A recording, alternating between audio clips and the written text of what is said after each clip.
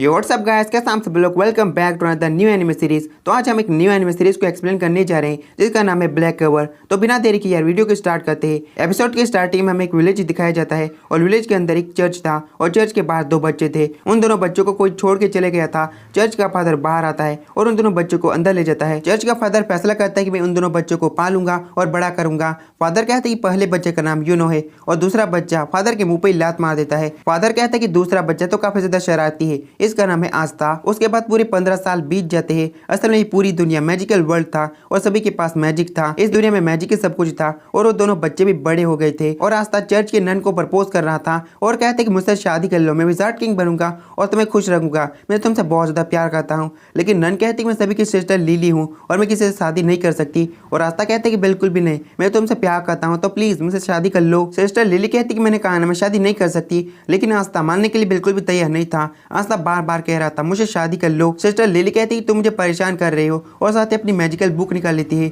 और मैजिक से एक जोरदार पंच मारती है और पंच मारने के बाद कहती है कि मुझे माफ करना, लगता है कि मैंने कुछ ज्यादा ही कर दिया, क्या तुम्हें जोर से तो नहीं लगी ना। तभी यहाँ पर दो बच्चे आ जाते हैं और कहती कमाल कर दिया सिस्टर लिली। और आस्था कहता है कि मैंने अभी तक हार नहीं मानी है और आगे बढ़ने लगता है। लेकिन तभी यहाँ पर यूनो भी आ जाता है और आस्था को रोक देता है। आस्था कहता है कि यूनो तुम मेरे रास्ते में क्यों आ रहे हो, सिस्टर लिली से मैं शादी करूंगा। यूनो आस्था की बहुत ज्यादा बेइज्जती करता है और कहता है कि तुम बहुत बड़े बेवकूफ हो, तुम लड़कियों को अपनी तरफ अट्रैक्ट नहीं कर सकते। और साथ ही सिस्टर लिली के पास चले जाता है और कहते हैं कि मैं कपड़े सुखाने में आपकी मदद करता हूँ। आस्था कहते हैं कि यूनो मुझे इग्नोर करना बंद करो। यूनो कहते हैं कि सिस्टर लिली एक नन है, इसलिए वो शादी नहीं कर सकती और तुम 15 के हो और तुम भी शादी नहीं कर सकते। आस्था कहते हैं मुझे इसके बारे में पता है, मैं तुम्हें फाइट के लिए चैलेंज करता हूँ, चलो मुझसे फाइट करो। लेकिन यूनो से मना कर देता है और कहते कि टाइम की बर्बादी होगी। और वहाँ पर जो बच्चे होते हैं वो कहते कि आस्था तुम यूनो से कभी भी जीत नहीं सकते। आस्था कहते कि यूनो तैयार हो जाओ, मैं तुम पर एक अल्टीमेट अटैक करने वाला हूँ और उस अटैक से कुछ भी नहीं होता। और बच्चे कहते हैं कि तुम्हारे पास तो मैजिक ही नहीं है और मैंने तुम्हारी उम्र का कोई भी बच्चा नहीं देखा जिसके पास मैजिक ना हो।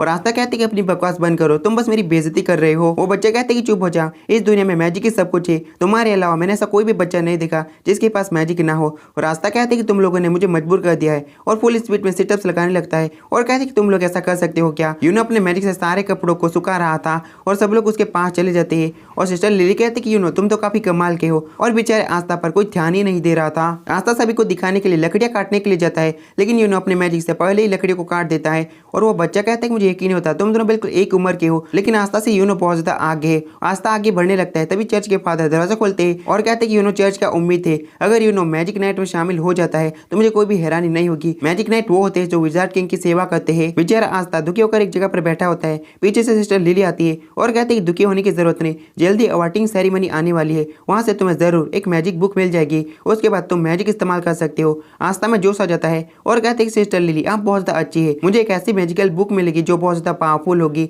उसके बाद मैं मैजिक नाइट में शामिल हो जाऊंगा, फिर बन जाऊंगा विजार्ड किंग। विजार्ड किंग बनने के बाद इस गंदे से चर्च को मैं ठीक कर दूंगा। और फादर गुस्से से कहते हैं कि तुम्हारी हिम्मत कैसे हुई इस चर्च को गंदा कहने की। आस्था यूनो से कुछ कहने वाला था, लेकिन यूनो आस्था की बात नहीं सुनता और वहां से चले जाता है। और आस्था कहते कि यूनो इंतजार करना, मैं तुम्हें दिखा दूंगा। और वहां से दुखी होकर निकल जाता है और सिस्टर उसे रोकती ही रह जाती है। सिस्टर यूनो के पास जाती है और कहते कि तुम आस्था के साथ अच्छा बर्ताव नहीं कर सकते हो क्या। सिस्टर लिली कहते कि जब यूनो छोटा था वो हमेशा रोता रहता था और उसके बजाय आस्था कभी भी रोता नहीं था और किसी चीज से भी डरता नहीं था। और अचानक से यूनो ने रोना बंद कर दिया और तब से लेकर आज तक यूनो एक बार भी नहीं रोया। फिर हमें आस्था का सीन दिखाया जाता है। आस्था एक डरावनी सी केव के अंदर होता है और ट्रेनिंग कर रहा था। आस्था कहते कि मैं मोगरो लीव का जूस पीऊंगा जिससे मेरी ताकत बहुत ज्यादा बढ़ेगी, उसके बाद मैं ट्रेनिंग करूंगा। आस्था वहीं पर काफी देर तक ट्रेनिंग करता है और कहते कि चाहे कुछ भी हो जाए मैं विजार्ड किंग बन के रहूंगा, इससे पहले मुझे काफी ज्यादा मजबूत होना होगा। फिर हमें काफी दिनों के बाद का सीन दिखाया जाता है और फाइनली अवॉर्डिंग सेरेमनी आ चुकी थी। आस्था जिस किंगडम में रहता है उसका नाम है क्लोवर किंगडम। अवॉर्डिंग सेरेमनी हर साल होती है, जो भी 15 साल का होता है उसे मैजिकल बुक मिलती है मैजिकल टावर से। असल में क्या इस मैजिकल बुक को ग्रीमोर बोलते हैं। और मैजिकल टावर में बहुत सारे लोग आए लेते और हमारा आस्था और यूनो भी आएला था। और आस्था अपने मन में कहता है कि एक बार मेरे को मैजिकल बुक मिल जाए, उसके बाद मैं यूनो से आगे निकल जाऊंगा। और दो बंदे आस्था की तरफ देख रहे थे और कहते कि इतने बेकार लोग हैं, उसे लगता है कि उसे मैजिकल बुक मिलेगी, उसे तो मैजिकल बुक मिलनी भी नहीं चाहिए, शायद वो मैजिक नाइट में शामिल होने के सपने देख रहा है, लेकिन ये बस उसका एक सपना है। मैजिकल टावर में चर्च के बाकी लोग भी आए लेते। ऊपर से मैजिकल टावर के मास्टर की आवाज आती है और मैजिकल टावर के मास्टर कहते हैं कि सभी जवान लड़कों का यहाँ पर स्वागत है, मैं मैजिकल टावर का मास्टर हूँ। इस मैजिकल टावर से कभी भी हमें विजार्ड किंग नहीं मिला और ना ही यहाँ से कोई मैजिक नाइट बना, और मैं दिल से आशा करता हूँ तुम लोगों में से कोई विजार्ड किंग बने। तो बारी है सभी को मैजिक बुक देने की। बहुत सारी बुक हवा में उड़ने लगती है। असल में सारी मैजिक बुक अपने ओनर को खुद चुनती है। सभी बुक सभी लोगों के पास चली जाती है। किसी बंदे को काफी बड़ी बुक मिली होती है और किसी बंदे को काफी छोटी बुक मिली होती है। सभी 15 साल के लड़के लड़कियों को मैजिक बुक मिली थी और सब लोग बहुत ज्यादा खुश थे। लेकिन हमारा प्यारा आस्था ऊपर हाथ करके खड़ा होता है और कहते कि मेरे को मैजिक बुक क्यों नहीं मिली, मेरी मैजिक बुक कहाँ पर है। मैजिकल टावर के मास्टर कहते कि बेटा अगले साल ट्राई करना। और ये बात सुन के आस्था पूरे शौक में चली जाता है और बाकी सारे लोग आस्था का मजाक उड़ा रहे थे और कहते कि मैंने आज से पहले इतना बड़ा नमूना नहीं देखा। और तभी एक बुक बहुत ज्यादा चमकती। असल में वो बुक यूनो को मिली थी। मास्टर कहते कि ये तो 4 लीफ क्लोवर है और चर्च के फादर कहते कि 4 leaf clover first wizard king को मिली थी। ये मैजिकल बुक शक्ति और अच्छी किस्मत का प्रतीक माना जाता है। आस्था अपनी मैजिकल बुक को पकड़ कर कहते हैं कि मैं बनूंगा विजार्ड किंग और सारे लोग यूनो को एकदम फैन बन जाते और चर्च के फादर यूनो के लिए बहुत ज्यादा खुश थे और सिस्टर लिली आस्था के लिए दुखी थी। और तभी आस्था खड़ा होता है और कहते कि बस इंतजार करो यूनो, मैं तुम्हें पीछे छोड़ दूंगा क्योंकि मैं तुम्हारा अपोनेंट हूँ। और बाकी लोग बातें करने लगते उस बच्चे के पास तो कोई मैजिकल बुक भी नहीं है और उसे अपोनेंट कर रहा है। यूनो जाते हुए कहते कि ये नामुमकिन है और चर्च के फादर कहते कि ठीक है बच्चों घर पर चलते और सारे लोग वहां से जाने लगते। और इस मैजिकल टावर में एक अजीब सा बंदा भी आया था। वो बंदा कहता है कि छोटे से टाउन में ऐसी मजेदार चीज मिलेगी मैंने सोचा नहीं था। उसके बाद आस्था उस अजीब सी गुफा के अंदर होता है। आस्था कहते हैं कि मेरे को मैजिक बुक नहीं मिली, भले मेरे को मैजिक बुक नहीं मिली लेकिन मैं हार नहीं मानूंगा और यूनो को दिखा दूंगा। बस यूनो तुम इंतजार करो, भले इसमें 1 साल लगे 2 साल लगे या फिर 100 साल लगे, मैं तुम्हें पावरफुल होकर दिखा दूंगा और विजार्ड किंग बनूंगा। फिर हमें यूनो का सीन दिखाया जाता है। यूनो के सामने वही दोनों बंदे थे जो आस्था की बुराई कर रहे थे। वो दोनों बंदे कहते कि कमीने तेरे को 4 लीफ क्लोवर क्यों मिली, वो मुझे मिलनी चाहिए था, मैं तुम्हें सबक सिखाऊंगा और तुम्हें राख में बदल दूंगा। और मैजिक फायर से अटैक करता है लेकिन यूनो बड़े आराम से उसे ब्लॉक कर देता है। वो दोनों काफी घबरा जाते हैं और कहते हैं कि तुमने तो मैजिक बुक का इस्तेमाल भी नहीं किया और तुमने वार को रोक लिया। अचानक से दीवार को चीरते हुए मैजिकल चेन निकलती है और उन दोनों को पकड़ लेती है और कहते हैं कि तुम दोनों यहाँ पर फाइट नहीं कर सकते। टावर के अंदर जो अजीब सा बंदा था उसने उन पर अटैक किया था। वो बंदा कहते हैं कि मेरे पास क्रिएशन मैजिक बिल्डिंग चेन है। वो अजीब सा बंदा कहते हैं कि पहले मुझे एक सुंदर नाइट के तौर पर रेवची द चेन मैजिक के नाम से जाना जाता था लेकिन मुझे निकाल दिया गया। अब मैं एक चोर बन चुका हूँ, मैं तुमसे ये मैजिकल बुक चुराने के लिए आया हूँ। और यूनो कहते हैं कि भले तुम इसे चुरा लो पर इस्तेमाल नहीं कर सकती। और रेवजी कहते हैं मुझे इसके बारे में पता है लेकिन अंडरग्राउंड कलेक्टर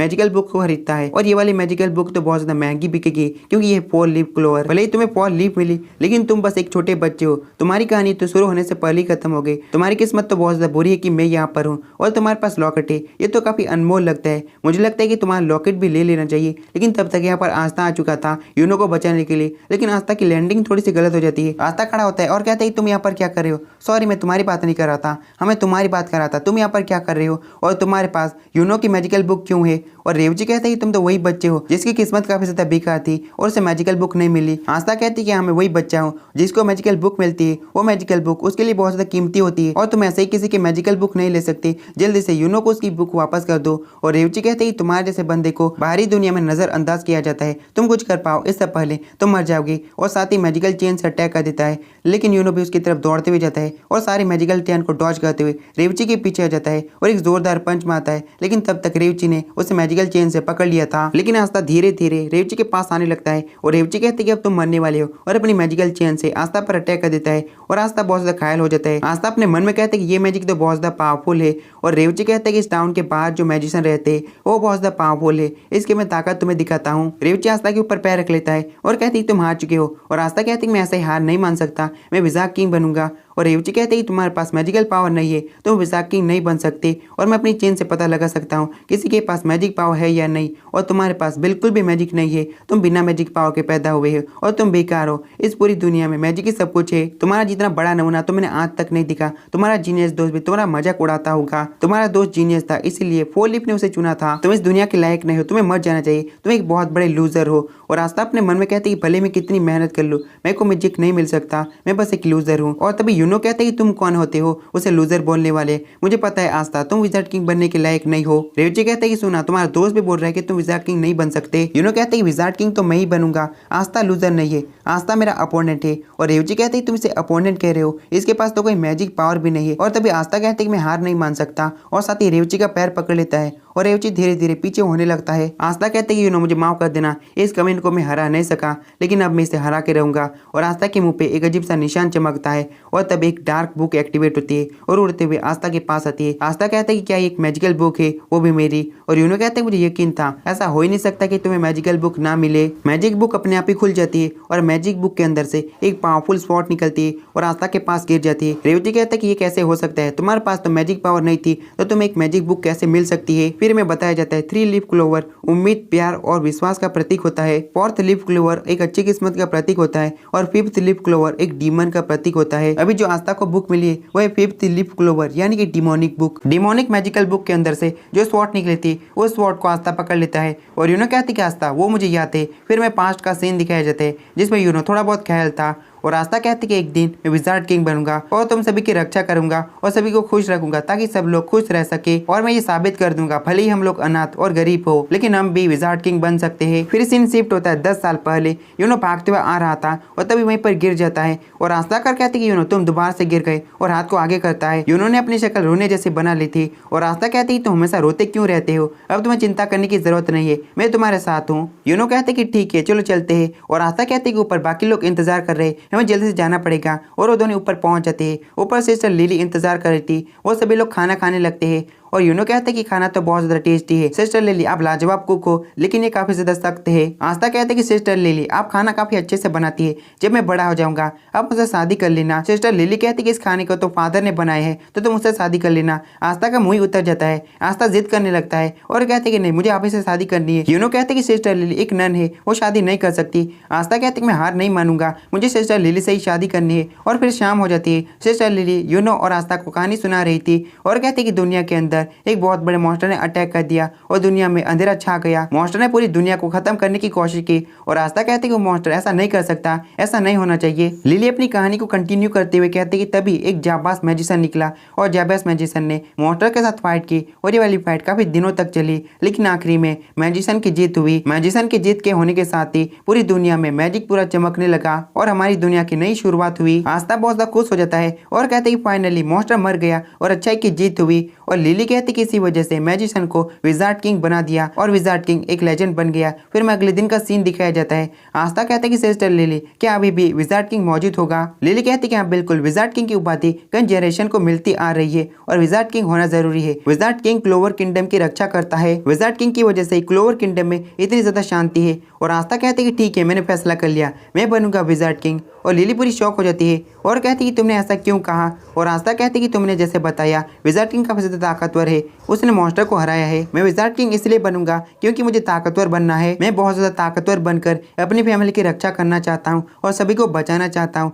अगर मैं विजार्ड किंग बन गया हम जो चाहे पहन सकते हैं और जो चाहे खा सकते हैं और मैं छोटे से बेकार चर्च को बड़ा बना सकता हूँ और सुंदर भी बना सकता हूँ। और सिस्टर लिली आप जो चाहेगी मैं वो भी करूंगा। सिस्टर लिली कहती कि ये सब कुछ मैं देखना चाहती हूँ। और आस्था कहती कि ठीक है शादी के बारे में क्या ख्याल है। सिस्टर लिली कहती कि मैं मना करती हूँ और आस्था कहती कि तुम दोबारा से मना कैसे कर सकती हो, मैं हार नहीं मानूंगा। और सिस्टर लिली उसे बार बार मना करती है और आस्था बार बार प्रपोज करता है। फिर में 20 दिसंबर का सीन दिखाया जाता है। आस्था मैजिक करने की कोशिश कर रहा था पर आस्था से मैजिक नहीं हो पाता और आस्था कहती कि मेरे साथ ऐसा क्यों हो रहा है, मैं मैजिक का इस्तेमाल क्यों नहीं कर पा रहा। और सामने सिस्टर लिली होती है। आस्था कहते कि सिस्टर लिली क्या मैं आपकी कपड़े सुखाने में मदद कर दूं। और सिस्टर लिली कहती कि शुक्रिया, इसकी कोई भी जरूरत नहीं। आस्था कहती कि तुम मुझसे शादी कर लो और सिस्टर लिली उसे मना करती है। आस्था कहती कर लो, सिस्टर लिली कहती कि बिल्कुल भी नहीं। और आस्था कहती कि प्लीज मुझसे शादी कर लो। तभी यहाँ पर यूनो आता है एक बच्चे को लेकर और कहते कि बच्चा बिल्कुल भी चुप नहीं हो रहा और रोए जा रहा है। आस्था कहती कि बनने वाला विजार्ड किंग इतना तो कर ही सकता है और बच्चे को जोर जोर से हिलाने लगता है, इससे बच्चा क्या ही चुप होगा।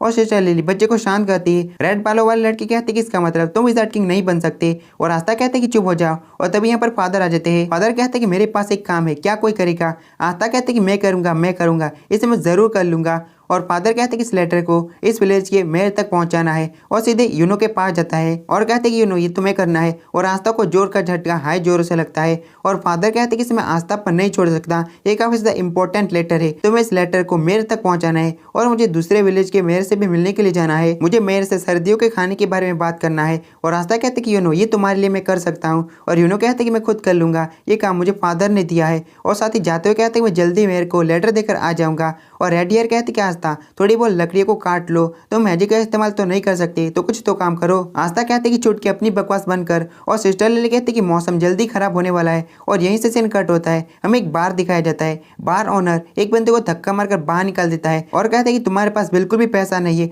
तो मैं तुम्हें शराब को नहीं पीने दूंगा, तुम पहले पैसा इकट्ठा करके लाओ फिर मैं तुम्हें शराब दूंगा, शराब फ्री में नहीं मिलती। बंदा कहते कि अपनी बकवास बंद कर, वैसे भी मुझे तुम्हारी गंदी शराब नहीं पीनी। और वहीं से यूनो जा रहा था और वहीं पर गिर जाता है। यूनो अपने लेटर को उठाने लगता है और बंदे की नजर यूनो के लॉकेट पर थी और बंदा ईविल से स्माइल देता है। उसके बाद यूनो मेयर तक पहुंच जाता है और लेटर को दे देता है और मेरे कहते ही ध्यान से अपने घर जाना। और यूनो शुक्रिया बोलकर वहां से निकल जाता है और उस बंदे ने यूनो पर नजर की हुई थी। यूनो दौड़ते हुए जा ही रहा था और उस बंदे से टकरा जाता है। यूनो कहते कि मुझे माफ कर देना, गलती से टकरा गया। और यहीं से सीन कट होता है। आस्था कहती कि यूनो इतनी देर वहां पर क्या कर रहा है, मुझे बहुत ज्यादा भूख लग रही है। उनके इंतजार करने के बारे में छोड़ देते हैं और खाना खा लेते हैं। रेड ईयर कहती कि अच्छी बात नहीं है आस्था। तो गैस फिर सीन चेंज होता है। वो बंदा यूनो की पिटाई कर रहा था और बंदा कहते कि ऐसा कीमती लॉकेट तुम्हारे पास नहीं होना चाहिए, ये मेरा हो चुका है, तुम्हें इसे संभाल कर रखना चाहिए था। और यूनो कहते कि मेरा लॉकेट है, इसे मुझे वापस करो। लेकिन बंदा उसे एक जोरदार लात मारता है और पीछे फेंक देता है। यूनो दोबारा से खड़ा होता है और कहते कि ये लॉकेट मेरा है, मुझे वापस करो।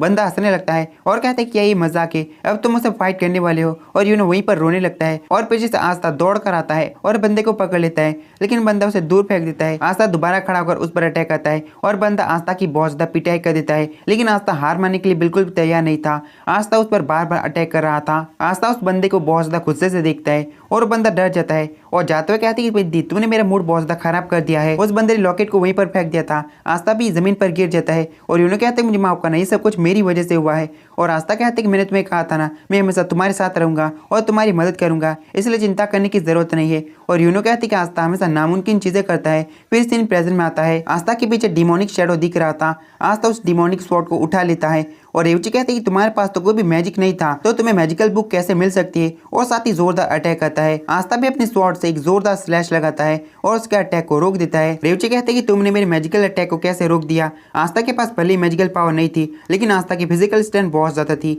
आस्था अपनी फुल स्पीड में आगे बढ़ता है और कहते हैं कि भले ही मेरे पास मैजिकल पावर नहीं है, तब भी मैं विजार्ड किंग बनूंगा और बिल्कुल भी हार नहीं मानूंगा। और एक जोरदार अटैक करता है। रेवची सीधे पीछे दीवार पे जाकर भिड़ता है। आस्था कहते हैं कि मेरे पास मैजिक पावर नहीं थी, इसलिए मैंने अपने मसल्स बनाए और बहुत ज्यादा ट्रेनिंग की। आखिर मेरी फिजिकल स्ट्रेंथ इस टाइम पर काम आ ही गई। और यूनो कहती कि आस्था क्या तुम ठीक हो। फिर मैं वही ब्लैक फ्लैश सीन दिखाए जाते हैं जिसमें आस्था की पिटाई हुई थी। आस्था कहती कि मैं विजार्ड किंग बनूंगा और तुम सभी की रक्षा करूंगा और मैं सभी लोगों को खुश रखूंगा ताकि सब लोग खुश रह सके। और मैं साबित कर दूंगा भले ही हम लोग अनाथ और गरीब क्यों ना हो, पर हम भी विजार्ड किंग बन सकते हैं। और यूनो कहते कि क्या सच में हम बन सकते हैं। आस्था कहते कि ये कोई भी कर सकता है अगर वो कड़ी मेहनत करे तो। और यूनो कहते कि ठीक है, मैंने फैसला कर लिया, मैं भी विजार्ड किंग बनूंगा और बहुत ज़्यादा कड़ी मेहनत करूंगा। मैं ताकतवर बनूंगा ताकि सबकी रक्षा कर सकूं और मैं सभी को खुश रखूंगा ताकि सब लोग खुश रह सके। आस्था कहते कि इसका मतलब तुम मेरे अपोनेंट हो। फिर सीन प्रेजेंट में आता है। आस्था बहुत ज़्यादा खुश होता है और कहती फाइनली मुझे भी मैजिकल बुक मिल गई, मैं इस मैजिकल बुक की बहुत ज़्यादा केयर करूंगा और जिंदगी भर इसकी देखभाल करूंगा। और यूनो कहते तुमने मुझे फिर से बचाया, मैं किसी दिन इस एहसान को चुका दूंगा। वैसे क्या तुम्हें हमारा वादा याद है। आस्था कहती कि तुम्हें याद थे, मुझे लगा कि तुम हमेशा मेरा बस मजाक उड़ाते हो। यूनो कहते कि मैं अपने अपोनेंट के साथ मजाक नहीं करता। आस्था और यूनो दोनों कहते हैं चलो देखते हैं कौन विजार्ड किंग बनेगा। फिर हमारा कहानी सुनाने वाला कहता है कई समय पहले एक मॉन्स्टर पूरी दुनिया को तबाह करना चाहता था, लेकिन मॉन्स्टर को रोकने के लिए एक मैजिशियन आया और मॉन्स्टर ने मैजिशियन को मारने की कोशिश की। मैजिशियन और मॉन्स्टर के बीच काफी समय तक फाइट हुई, पर आखिरी में मैजिशियन ने अपनी स्पेशल टेक्निक का इस्तेमाल करते हुए मॉन्स्टर को पकड़ लिया और एक मैजिकल स्वॉर्ड को बनाते हुए मॉन्स्टर पर अटैक किया और उसके सीने में घुसा दिया। और आखिरी में मॉन्स्टर मर गया और मैजिशियन ने पूरी इंसानियत को बचा लिया। लोग मैजिशियन को विजार्ड किंग कहने लगे और वो एक लेजेंड बन गया। इसी तरह समय गुजरता गया और विजार्ड किंग का टाइटल आगे की जनरेशन को मिलता गया। विजार्ड किंग सभी मैजिक नाइट को कंट्रोल करता है और क्लोवर किंगडम की रक्षा करता है। मैजिक नाइट्स नाइट स्क्वाड में बटे हुए हैं। जो स्क्वाड लड़ने में बहुत ज्यादा एक्सपर्ट होती है उसे विजार्ड किंग कंट्रोल करता है और किंगडम की रक्षा करता है। क्लोवर किंगडम में हर किसी की इच्छा मैजिक नाइट बनने की है या फिर विजार्ड किंग बनने की है। फिर हमारा सीन प्रेजेंट में आता है। आस्था अपनी स्वॉर्ड के साथ ट्रेनिंग कर रहा था। आस्था कहती मैं थोड़ा सा मोगरो लीफ का जूस पी लेता हूँ, मुझे ताकत मिलेगी। और साथ ही वहाँ पर एक चिड़िया भी होती है। आस्था कहती है कि चिड़िया क्या तुम पीना चाहोगी। वो चिड़िया वहाँ से उड़ जाती है। आस्था अपनी बुक को छूते हुए कहता है ये कितनी शानदार दिख रही है। फाइनली मेरे को एक मैजिक बुक तो मिल ही गई, मैं आगे बढ़ते रहूंगा भले ही मेरे पास मैजिकल पावर ना हो। फिलहाल के लिए मुझे यहाँ पर ट्रेनिंग करनी चाहिए क्योंकि यूनो भी ट्रेनिंग कर रहा होगा। असल में आस्था मैजिक नाइट के एंट्रेंस एग्जाम को पास करने के लिए इतनी ज्यादा ट्रेनिंग कर रहा था। एंट्रेंस एग्जाम 6 महीने बाद क्लोवर किंगडम के रॉयल कैपिटल में होने वाली थी। फिर हमें यूनो का सीन दिखाया जाता है। यूनो भी ट्रेनिंग कर रहा था। यूनो कहती कि आज के लिए इतनी ट्रेनिंग काफी है, नहीं मुझे और ट्रेनिंग कर लेनी चाहिए, और एक पत्थर पर अटैक करते हुए पत्थर को काफी सारे टुकड़ों में काट देता है। फिर सीन चेंज होता है। मैजिकल टावर के मास्टर फादर के पास होते हैं और फादर कहते हैं मुझे यूनो का तो समझ में आता है, लेकिन आप आस्था को भी इजाजत दे रहे हैं एंट्रेंस एग्जाम देने के लिए, और मास्टर कहते हैं कि आस्था ही करना चाहता है तो मैं इसे रोक नहीं सकता। फिर हमें एक ब्लैक फ्लैश सीन दिखाया जाता है। उन दोनों बंदों के पास मास्टर होते हैं और वो दोनों बंदे कहते हैं कि मैजिक नाइट नहीं बन सकते, ये नामुमकिन है। इतने ज्यादा ताकतवर मैजिक नाइट को बाहर निकाल दिया गया और रेवची को पकड़ लिया जाता है। फिर सीन प्रेजेंट में आता है। फादर कहते हैं कि ये यूनो कर सकता है, लेकिन मुझे नहीं लगता कि आस्था कर पाएगा। मास्टर कहते हैं कि लेकिन आस्था ये करना चाहता है, कुछ ऐसा तो नहीं, अगर आस्था चले जाएगा तो तुम काफी अकेले हो जाओगे और अकेला महसूस करोगे। और फादर कहते हैं कि ऐसा बिल्कुल भी नहीं है, मुझे यकीन है आस्था फेल हो जाएगा और दोबारा से वापस आ जाएगा और बच्चे भी उसे मिस करेंगे और बच्चों के साथ खेलने वाला एक कम पड़ जाएगा। लिली कहती कि आस्था और यूनो के जाने से मैं काफी अकेला फील करूंगी, और फादर कहते कि उन दोनों को मैंने बचपन से पाला है तो मैं झूठ नहीं बोलूंगा, उन दोनों के जाने से मुझे काफी दुख होगा और मैं अकेलापन महसूस करूंगा। लिली कहती कि मैं चाहती हूँ कि वो दोनों ही चर्च में रहे, लेकिन वो दोनों चाहते हैं उन्हें वो करने देना चाहिए, हम उसमें कुछ भी नहीं कर सकते। मास्टर कहते कि लिली बिल्कुल सही है, जैसा कि तुमने कहा यूनो बिल्कुल ठीक रहेगा और आस्था फेल होकर वापस आ जाएगा। और फादर कहते कि तुमने बिल्कुल सही कहा, लेकिन मैंने सुना है कि आस्था को एक मैजिकल बुक मिली, क्या ये सच है? आस्था मैजिक का इस्तेमाल नहीं कर सकता तो उसे बुक कैसे मिल सकती है? और मास्टर कहते कि उसे बुक मिली है और अपने मन में कहते कि उसे 5 लीफ क्लोवर मिली है, पता नहीं कि आगे क्या होगा। फिर सीन चेंज होता है। आस्था दौड़ते हुए अपने चर्च की तरफ जा रहा था और कहते कि मेरी ट्रेनिंग अभी तक नहीं खत्म हुई है,